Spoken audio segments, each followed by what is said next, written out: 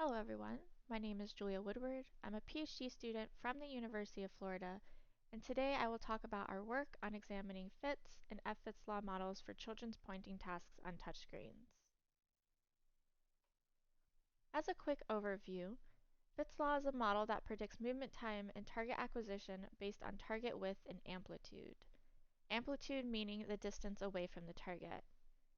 Fitts law reveals a speed-accuracy trade-off, meaning the less precise the task, such as acquiring a larger target over a shorter distance, the faster it is to accomplish the task, and vice versa. Prior work has shown that Fitts law is an accurate predictor of pointing performance for both children and adults in real space and with computer mice. However, it has been shown to be not as precise for small target acquisition, especially for finger input. The large contact area of the finger makes it difficult to precisely touch small targets, which is problematic for using Fitts law for touchscreen devices. To address the issue of Fitts law being imprecise for small targets, Bai et al. Presented F-Fitts law. F-Fitts law takes into account the user's finger touch precision on touchscreens. And the authors showed that it was more accurate than Fitts law for small target acquisition with finger input on touchscreens. However, Bai et al. Only examined F-Fitts with adults. For our study, we focused on children. Children are often interacting with touchscreens for education and entertainment, and children's touch interactions are less accurate and have more variability than adults.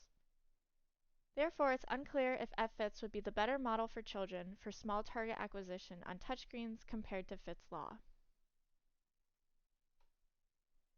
Therefore, we conducted a 2D target acquisition task on a smartphone with children. We then analyzed the data using three models: Fitts law using nominal width, Fitts law using effective width, and F-Fitts law. As previously mentioned, Fitts law models movement time and target acquisition, and this equation MT meaning movement time. And it also considers the index of difficulty, which represents the difficulty of the task. Where these three models differ is in how the index of difficulty is calculated. Fitts law using nominal width considers the amplitude and width of the target. Effective width then aims to normalize the target width by modifying it based on the distribution of touch points from all of the users. F-Fitts law then modifies the effective width equation even more by considering the user's finger touch precision when examining the distribution of touch points. The F-Fitts law equation tries to capture the natural variability of finger input. To gamify the target acquisition task for children, we created a bubble pop application. Prior work has shown that gamifying increases the completion rates for children in studies. Different sized bubbles, or targets, would appear on the screen in different locations for the children to touch. We had 6 different combinations of amplitude and width in our study, amplitude being the distance measured from the center of the previous to current bubble. Width was the diameter of the bubble. For amplitude, we had 2 values, 40 millimeters and 60 millimeters. For the width, we had 3 values, 4.8 millimeters, 9.6, and 14.4. And here I'm going to show a quick video showing the functionality of the application.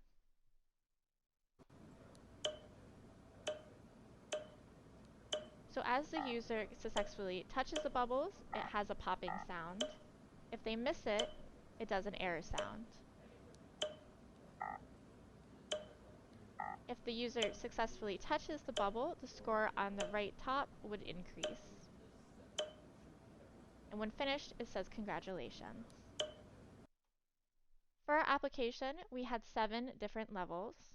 Level 1 was training. This was used as practice for the children just so they could get comfortable with the application, and this was not used in analysis. For level 2 was the finger calibration task. This was used to calculate the absolute precision for F-Fitts law. For levels 3 to 7, this was the 2D Fitts tasks. We had a mix of amplitude and width per level. Each combination appeared twice in each level, therefore there was 12 bubbles per level. Also, we had the children redo a bubble if they missed on their first try. We wanted to ensure all the children had the same number of successful touches when comparing the 3 models. In our study, we had 54 children, ages 5 to 10. We had 30 female and 24 male, and 9 were left-handed and 2 were ambidextrous. We recruited at the Florida Museum of Natural History, and we also ran the study at the museum, and it took approximately 5 to 10 minutes. I'll now go into the results and discussion of our paper. So we calculated the regression results for movement time to compare how well the model fits. The y-axis is movement time in milliseconds. We saw that Fitts' law using nominal target width was the most accurate for modeling children's finger input on touchscreens, with an R-square value of 0.92. For effective width, we saw an R-square value of 0.07, and Fitts' law had an R-square value of 0.21. Therefore, Fitts' law using nominal width performed the best, with Fitts' law being second and effective width being last. Our next step was to figure out why Fitts and effective width did not work well for children. We first looked at the movement time by target width and amplitude. We saw that movement time decreased as the target sizes increased, meaning the smallest target that was furthest away took the longest to acquire, while the larger target that was closer took the fastest. And this is consistent with prior work. We then looked at the dispersion of touch points. This was calculated by the standard deviation of the distance between the target center and touch point. What we saw was that it was inconsistent with prior work. Prior work has shown that it should consistently increase as target sizes increase, but we saw a mix between the different target sizes. For example, when looking at the 60 millimeter amplitude conditions for the target sizes 4.8 and 9.6, instead of consistently increasing as the target got bigger, it actually decreased. We also looked at the index difficulty values for nominal width. We saw that the nominal width index difficulty values consistently decreased. The larger targets were considered easier to acquire. Also, the targets that were closer to the user had a lower index of difficulty value, and this is consistent with prior work. However, when looking at the effective width index of difficulty values, we saw that it did not consistently decrease. Rather, there was a mix of values between the target sizes. We also saw this for the Fitts' law index of difficulty values. It did not consistently decrease, and there was a mix between target sizes. For example, when looking at the index of difficulty for the smallest target over the furthest distance for Fitts' law, it was not the highest, meaning it was not considered the most difficult. The index of difficulty values for effective width and Fitts' law did not accurately reflect the difficulty of the task in our study with children. Effective width aims to normalize the target width by modifying it based on the distribution of touch points. The assumption is that if there's a high variability in touch point distribution, the user was trying to be more fast than accurate. Also, if there's a low variability in touch point distribution, it assumes the user was trying to be more accurate, therefore increasing the index of difficulty. For effective width to accurately normalize, the faster times need to have a larger distribution. However, we did not see that. We saw that the movement times decreased with target size, but we saw a larger distribution for the slower movement times.